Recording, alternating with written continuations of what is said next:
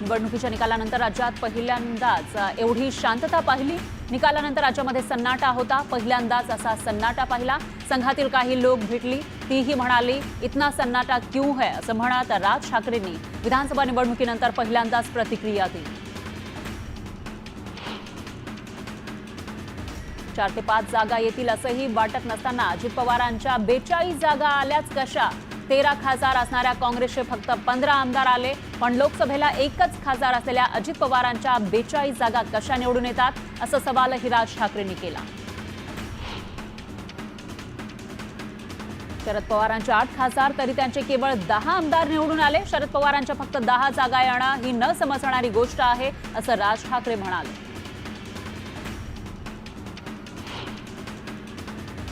विधानसभेला राज्यामध्ये निवडून आलेल्यांना स्वतःवर विश्वास बसत नाहीये। सत्तेत बसलेल्यांना शॉक बसलाय। 7 वेळा आमदार झालेले बाळासाहेब थोरात 10,000 मतांनी पराभूत होतात, हे कसं शक्य आहे असा प्रश्न राज ठाकरेंनी विचारला। लोकांनी आपल्याला मतदान केलं, आपल्यापर्यंत ते आलं नाही असं होत असेल तर निवडणुका न लढलेल्या बऱ्या, असं वक्तव्य राज ठाकरेंनी केलं। लोकांनी केलेल्या मतदानामध्ये कुठेतरी गायब झालं असा दावाही राज ठाकरेंनी केला। 1400 लोकांच्या गावातून फक्त राजू पाटलांनाच मतदान होतं, पण यावेळी एकही मतदान झालं नाही। राजू पाटलांच्याच गावामध्ये त्यांना एकही मत न पडणं कसं शक्य आहे असा सवाल राज ठाकरेंनी विचारला।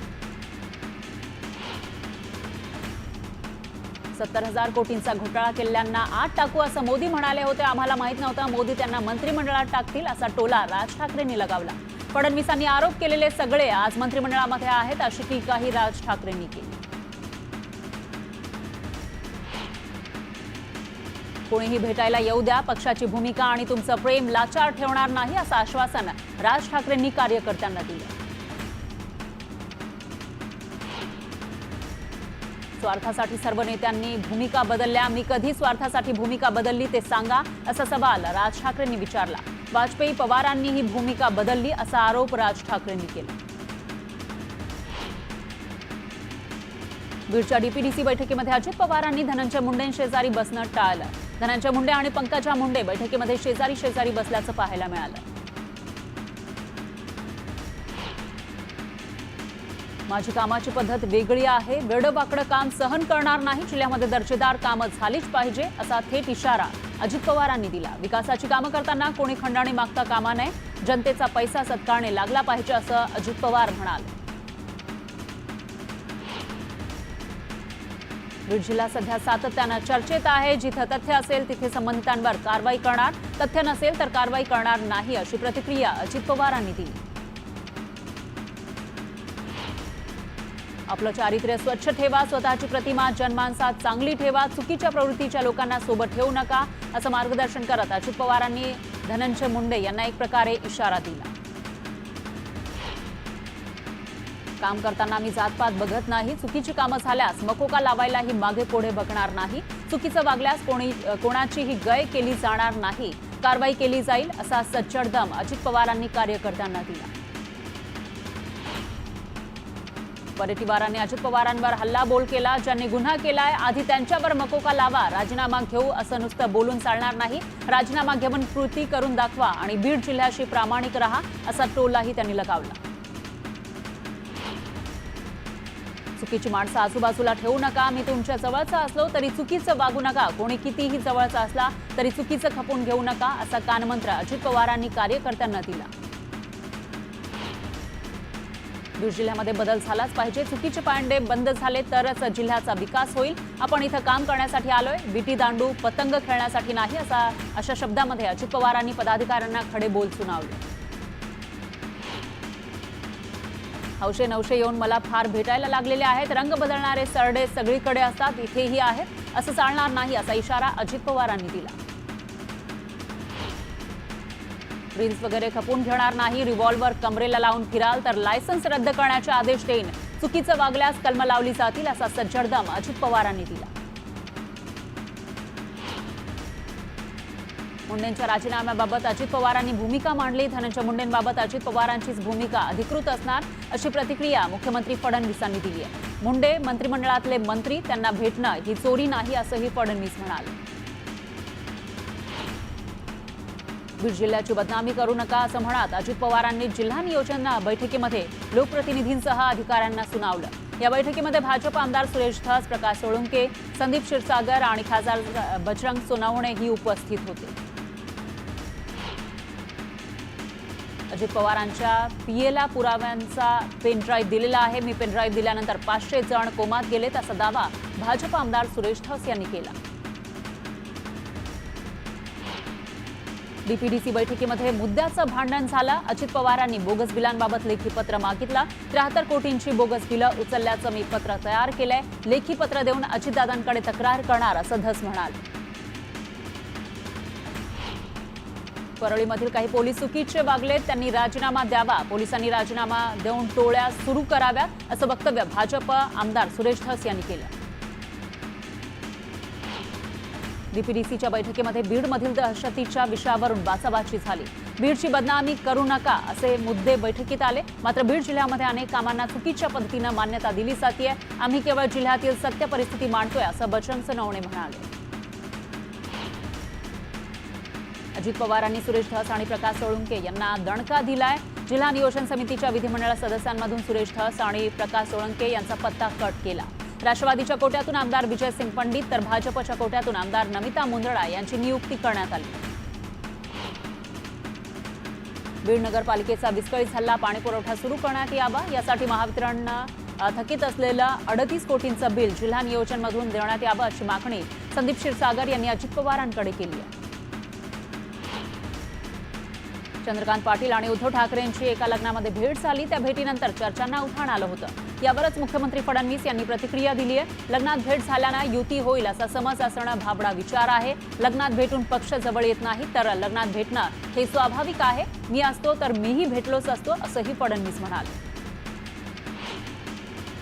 बीडच्या परळी मतदारसंघातील कोट्यावधींच्या बोगस कामांचं ऑडिट करण्यात यावं अशी मागणी सुरेश धस यांनी अजित पवारांकडे केली आहे। बीड जिल्ह्यामध्ये सर्व शासकीय विभाग प्रमुखांची पालकमंत्री अजित पवार यांच्या उपस्थितीमध्ये बैठक झाली। बैठकीमध्ये अजित पवारांनी विकास कामांबाबत अधिकाऱ्यांना महत्त्वाच्या सूचना केल्या। सुप्रिया सुळेंनी कृषी विभागात घोटाळा झाल्याचा आरोप केलाय। पीक विमा योजनेतही घोटाळा झालाय हे समोर आल्यानंतरही अद्याप कारवाई का केली नाही असा सवाल त्यांनी विचारला। तर पीक विमा आणि हार्वेस्ट घोटाळ्याबाबत चर्चा करण्यात यावी अशी मागणीही सुप्रिया सुळेंनी केली। पालघरमधील शिवसेनेचे पदाधिकारी अशोक ढोडी यांच्या अपहरण प्रकरणामध्ये पोलिसांनी 4 जणांना अटक केली आहे। अटक केलेल्या आरोपींनी वेगवेगळ्या टप्प्यामध्ये मदत केल्याचा खुलासा पोलीस अधीक्षकांनी केला। बीड जिल्हाधिकारी कार्यालयासमोर सामाजिक कार्यकर्त्यांनी आंदोलन केलं। अजितदादा बीडची बारामती करा अशी घोषणाबाजी सामाजिक कार्यकर्त्यांकडून करण्यात आली।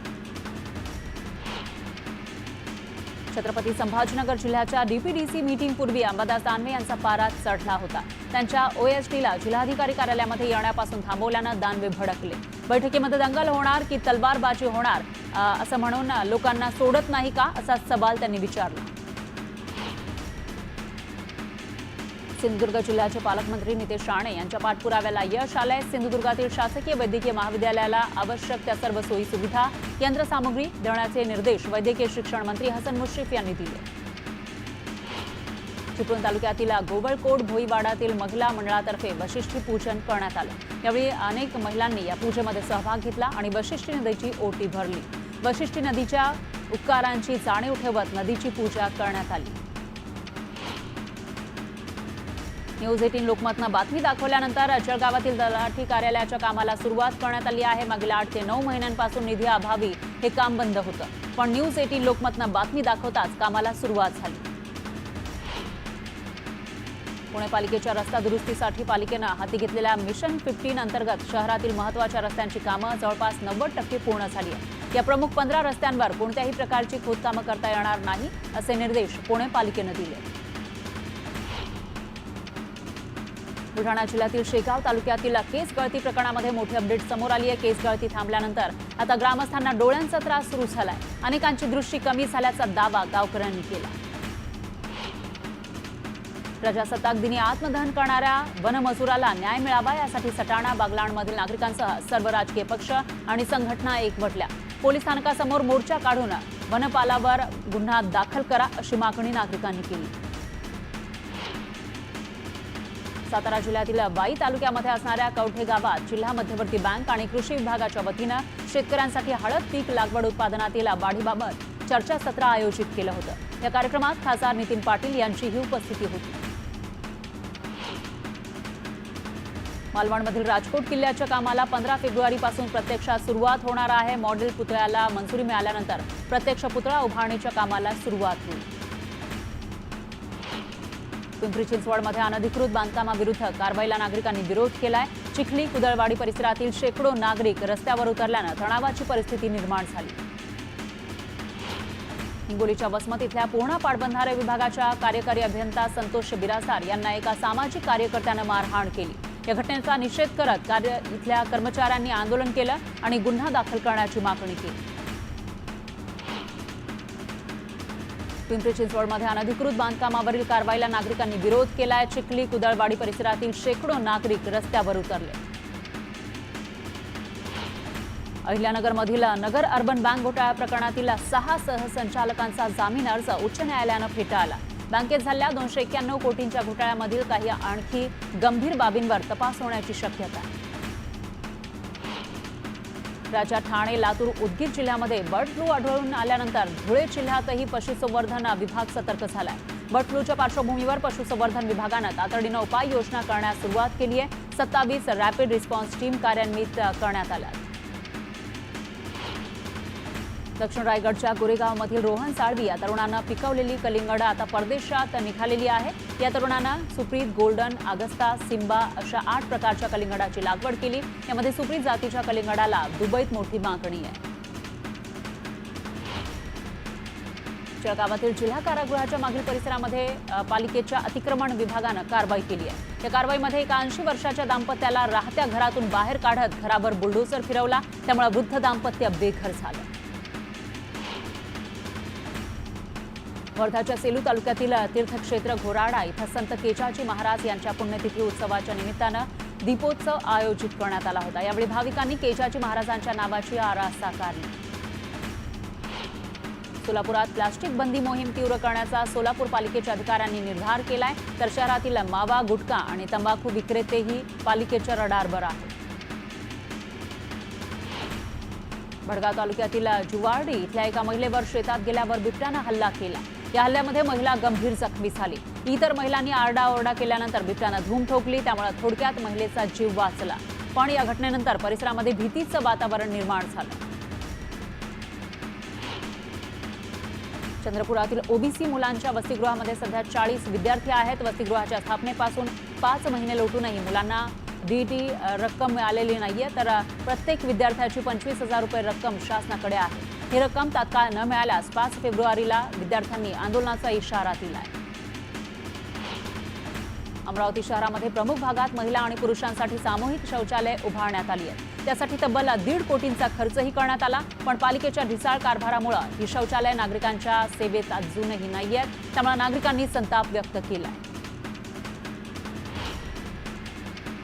धाराशिवमध्ये सोयाबीन खरेदी केंद्रावर शेतकऱ्यांच्या 2 किलोमीटरपर्यंत रांगा लागल्या। सोयाबीन केंद्राची मुदत संपण्यासाठी काही तास उरल्यानं सोयाबीन विक्रीसाठी शेतकऱ्यांनी गर्दी केली। जळगावात रेल्वे स्थानकावर रेल्वे सुरक्षा दल आणि कमांडो यांच्याकडून सुरक्षिततेचे प्रात्यक्षिक देण्यासाठी पोलिसांनी मॉक ड्रिल केलं। यावेळी 2 कथित दहशतवाद्यांना रेल्वे स्थानकामध्ये जेरबंद करण्याचं मॉक ड्रिल करण्यात आलं। यवतमाळ वाशिम लोकसभेचे खासदार संजय देशमुख यांनी यवतमाळच्या पुसदमध्ये आढावा घेऊन नागरिकांच्या समस्या जाणून घेतल्या। नागरिकांच्या समस्या त्वरित सोडवण्यात याव्या असे निर्देशही खासदार संजय देशमुख यांनी अधिकाऱ्यांना दिले। कोयना भागातील पायट्याचा वाडा इथून गतवर्षीप्रमाणे माघ बारीसाठी पायी दिंडीचं पंढरपूरला प्रस्थान झालं आहे। दिंडीमध्ये पाटण तालुक्यासह रायगड, रत्नागिरी जिल्ह्यातील शेकडो वारकरी सहभागी झाले।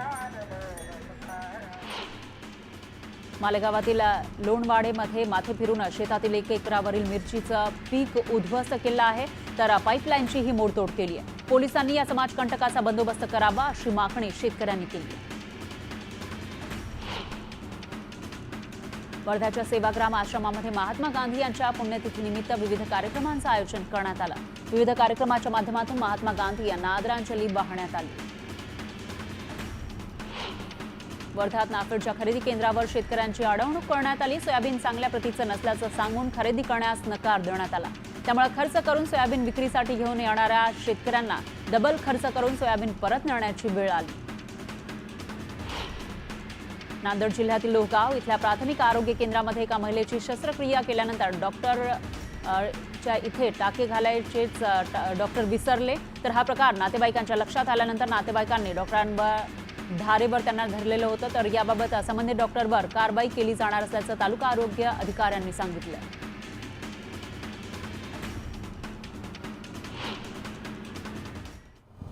गॅजेट लागू करतो तिन्ही पण, हे बी 3 दिवसापासून नुसते खलबत चालू आहे।